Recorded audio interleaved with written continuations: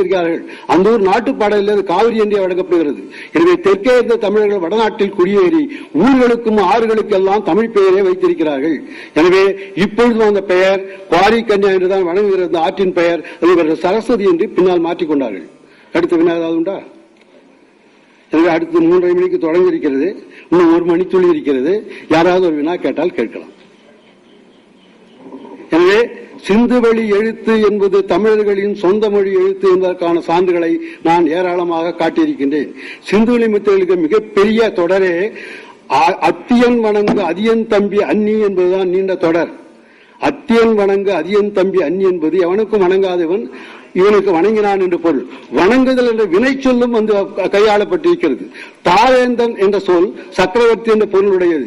இப்பொழுதும் சிந்துவெளி முத்திரையிலே தாவேந்தன் என்ற சொல்லை நான் படித்திருக்கின்றேன். அந்த தா என்பது வட இந்திய மொழிகளிலே சிறப்பாக பஞ்சாபி போன்ற மொழிகளிலே சிந்தி மொழிகள் என்று தா என்றால் பெரிய பெரியப்பா என்பதை பஞ்சாபி மொழியிலே தாய்யா தா ஐயன் என்கிறார்கள். பெரியம்மாவை தா ஆயி என்கிறார்கள். தாய் என்றால் பெரிது என்று அவர்களுக்கு தெரியாது. ஐயன் ஆயி தமிழ் சொல் என்பதும் அவர்களுக்கு தெரியாது. எனவே வட இந்திய மொழிகளிலே நிறைய தமிழ் சொற்கள் இருக்கின்றன. சிந்து வெளியிலே என்ன சொல் இருக்கிறதோ, சிந்து வெளி முத்திரையில் என்ன சொல் இருக்கிறதோ அதெல்லாம் வட இந்திய மொழிகளிலே இருக்கிறது. அதுதான் பெரிய வியப்பு. ஆடு மாடுகளுக்கு பெயர் வைக்கிறார்கள். தொல்காப்பியரை விரவு பெயர் சொல்கிறார்கள். கண்ணம்மா வானா மாடு வரும், சாத்தா போனா போதும், கூட்டாவே வரும் மாடுகள். மாடுகளுக்கு பெயர் வைப்பதை விரவு பெயர், மனித பெயரை விலங்குகளுக்கு வைப்பதை விரவு பெயர்கிறார். இப்பொழுதும் சிந்தி பேசுகின்ற மக்கள் பாகிஸ்தானிலே போனால் எருமைகளுக்கு பெயர் வச்சு கூப்பிடும் வருது. அந்த விரவு பெயர் எப்படி வந்தது? அந்த விரவு பெயர் வைத்ததனால் தான் அகிவினை பொருள்களை ஆண்பால் பெண்பாலா சொல்றது. ஜிஸ் தேஸ் மே கங்கா பக்தி ஹை, கங்கை ஓடுகிறாள். ஏன் இது? விலங்குகளுக்கும் நான் ஆண்பால் பெண்பாலாக காக்கை குருவி எங்கள் சாதி என்பது போல பெயர் வைத்ததனால் வட இந்திய மொழிகளிலே பெண்பால் ஈறுகள் நிறைய ஆயின. லக்கடி ஒரு ஆளா இருக்கலாம், கிதாப் என்பது பெண்பாலா இருக்கலாம். எனவே அகழ்னை பொருள்களையும் பெண்பால் ஈறு இருக்கின்ற வழக்கம் தமிழினால் அந்த மொழிகளிலே தோன்றியது. எனவே இதுவரை பொறுமையாக இருந்து கேட்ட உங்களுக்கு நன்றி தெரிவித்துக் கொள்கின்றோம். இந்த அரங்கு முடிகிறது. தமிழிசை என்ற பொருண்மையில் நடைபெறுகின்ற 3வது அமர்வு இது. இந்த அமர்வில் 5 பேர் கட்டுரை வாசிக்க இருக்கின்றார்கள். முதலாவதாக கௌசல்யா சுப்பிரமணியம் அவர்கள் கலிப்பாவும் தமிழரின் இசை மரபும் என்ற தலைப்பில் கட்டுரை வழங்குவார்கள். அடுத்தபடியாக இரா கலைவாணி அவர்கள் சங்கத்தமிழரின் பண்கள் என்ற தலைப்பில் கட்டுரை வழங்குவார்கள். முனைவர் கனகசபை அவர்கள் சங்கத்தமிழ் இசைக்கருவிகள் மரபும் மாற்றமும் என்ற தலைப்பில் கட்டுரை வழங்குவார்கள். முனைவர் அரிமளம் பத்மநாபன் அவர்கள் இசைத்தமிழின் முதல் திறனாய்வாளர் அடியார்க்கு நல்லார் என்ற தலைப்பில் கட்டுரை வழங்க உள்ளார்கள். திருமதி வே வெங்கடலட்சுமி அவர்கள் புறநானூற்றில் இசை செய்திகள் என்ற தலைப்பில் கட்டுரை வழங்க இருக்கிறார்கள். இவை அனைத்துமே செம்மொழி தமிழுடைய பரிமாணங்களை வெளிப்படுத்தும் வகையில் அமைந்திருப்பது இந்த அமர்வுடைய சிறப்பாக நான் கருதுகின்றேன். இந்த வகையில் முதலாவதாக நம்முடைய இசை மரபில் 4 வகையான பாக்களை பற்றி சொல்லுவார்கள். அதாவது வெண்பா, ஆசிரியப்பா, கலிப்பா, வஞ்சிப்பா என்ற 4 வகையான பாக்கள் தான் தமிழ் செய்யுளிலேயே அடிப்படையாக இருக்கின்றன. இவை ஒவ்வொன்றுக்கும் ஒவ்வொரு ராகத்தை கூறுகின்ற ஒரு மரபு இருக்கிறது.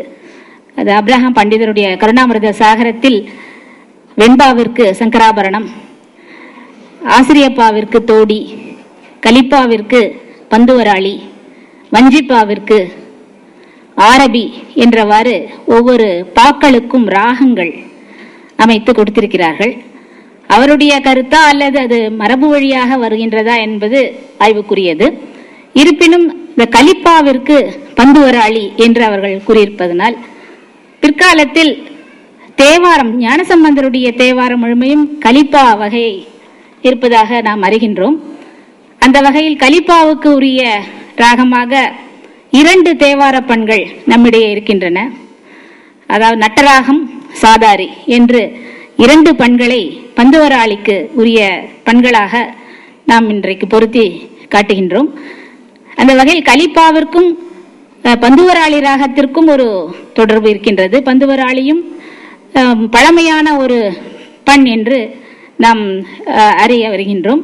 இந்த வகையில் இந்த கலிப்பாவுடைய இசை மரபு, கலிப்பாவும் தமிழருடைய இசை மரபும் என்ற தலைப்பில் கனடாவிலிருந்து வந்திருக்கின்ற முனைவர் கௌசல்யா சுப்பிரமணியம் அவர்கள் தம்முடைய கட்டுரையை விளக்கி காட்ட இருக்கின்றார்கள். அவர்களை அவர்கள் இந்த கலிப்பா பற்றியும் அதன் வழி அறிந்து கொள்ள இருக்கின்ற தமிழ் இசை மரபு பற்றியும் நம்மிடையே விளக்கி நம்மை மகிழ்விக்க இருக்கிறார்கள். அவர்களை உங்கள் அனைவரின் சார்பிலும் கட்டுரை வழங்குமாறு அழைக்கின்றேன். வணக்கம். அவர்களுக்கும் இங்கு குழுமியிருக்கும் இசை பேரறிஞர்கள் அனைவருக்கும் முதற்கண் எனது வணக்கத்தை தெரிவித்துக் கொள்கின்றேன். தலைவர் அவர்கள் கூறியது போல் இந்த 4 வகை பாவகைகள் உள்ளது.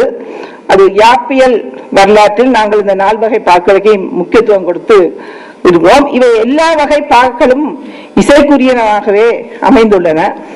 ஆனால் இதற்கில் கலிப்பாம் என்ற பாவகை மட்டும் ஒரு துள்ளலோசையுடைய பாக்களாக இருப்பதால் இது இசைக்கு கூடுதலான பங்களிப்பை செய்துள்ளது என்பதை நான் மையப்படுத்தி எனது இந்த கட்டுரையை நான் கொடுக்கின்றேன் உங்களுக்கு. தமிழ் யாப்பிலக்கண மரபிலே குறிப்பிடப்படும் 4 வகை பாவடிவங்களில் ஒன்று கலிப்பா. துள்ளல் என்ற ஓசை பண்பிலிருந்து உருவான இப்பாவடிவமானது ஆசிரியப்பா, வஞ்சிப்பா, வெண்பா ஆகிய ஏனைய பாவடிவங்களை விட தமிழரின் இசை மரபுடன் மிக நெருக்கமான உறவு கொண்டுள்ள ஒன்றாகும். குறிப்பாக தமிழின் பண்டைய இசைமரபின் இயல்புகளை தெளிவதற்கு துணை நிற்கும் முக்கிய பாவடிவம் இது.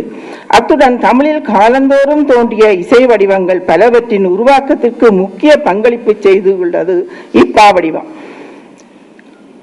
இவ்வாறான இப்பாவடிவத்தின் இசையியல் முக்கியத்துவத்தை நுனித்து நோக்கி எடுத்துரைக்கும் முயற்சியாக இந்த கட்டுரை அமைகிறது. இந்த கட்டுரையை நான் 3 பகுதியாக பிரித்திருக்கின்றேன். ஒன்று கலிப்பா பற்றிய, கலிப்பா என்றால் என்ன என்றது முதல்ல தெரிய வேண்டும், அது பற்றிய விளக்கம். அதற்கப்புறம் பாவினம் என்ற ஒரு வடிவம் இருக்கின்றது. இந்த பாவினத்துக்கு இந்த கலிப்பா என்ன மாதிரியான பங்களிப்பை செய்துள்ளது என்றால், பாவினம் இசைக்குரிய ஒரு வடிவம். அதே மாதிரி கீர்த்தனை என்ற வடிவம் உங்கள் எல்லாருக்கும் தெரியும். அந்த கீர்த்தனை வடிவத்துக்கு இந்த கலிப்பா எவ்விதமான பங்களிப்பு செய்துள்ளது. இந்த 3 முக்கியமான குறிப்பை நான் சொல்லி எனது உரையை முடித்துக் கொள்கின்றேன். கலிப்பாவின் இயல்பு மற்றும் அதன் இசை சார்பு என்பவற்றை நாம் தெரிந்து கொள்வதற்கு முதற்கண் ஏனைய மூவடிவ பாவடிவங்களை அதனை தொடர்புபடுத்தி நோக்குவது அவசியமாகின்றது. 4 வகை பாவடிவங்களில் வெண்பா தவிர்ந்த ஏனைய 3ம் தொன்மையான வாய்மொழி பாடல்களின் இயல்பான வளர்ச்சிகளாக கருதப்படுவன. வெண்பா புலவர்களால் திட்டமிட்டு அமைத்துக் கொள்ளப்பட்ட ஒரு பாவடிவமாகும் என்பதே ஆய்வாளர்களது கருத்தாகும். ஏனைய 3இல் ஆசிரியப்பா பண்டைய வெறியாட்டு பாடல்களிலிருந்தும் வஞ்சிப்பா, கலிப்பா என்பவை முறையே துணங்கை, குரவை ஆகிய கூத்துக்களில் பயின்ற பாடல்களிலிருந்தும் உருவானவை ஆகும். இந்நால் வகை பாக்களுக்கும் உரிய ஓசைகளை யாப்பிலக்க நூல்கள் எடுத்து பேசியுள்ளன.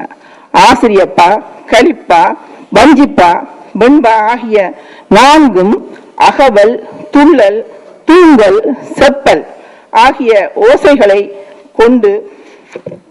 கொண்டவை. கலிப்பாவிற்கு துள்ளலோசை